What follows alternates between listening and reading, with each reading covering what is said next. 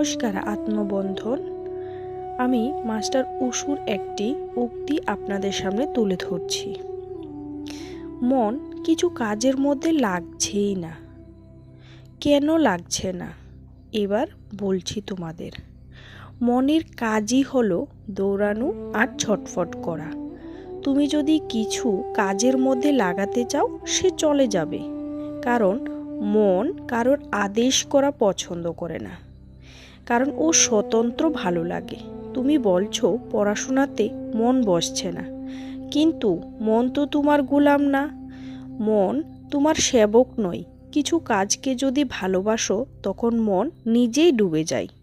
মনকে বাধা না দিয়ে ভালোবাসা দিয়ে ডাকা হয়।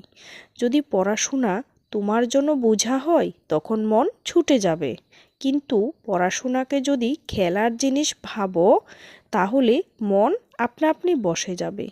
মনে রেখো, যেখানে প্রেম আছে সেখানে একাগ্রতা আছে। মনকে বেঁধো না, মনকে বুঝো, এবং সেই মনই তোমার পরম প্রিয় বন্ধু হয়ে যাবে।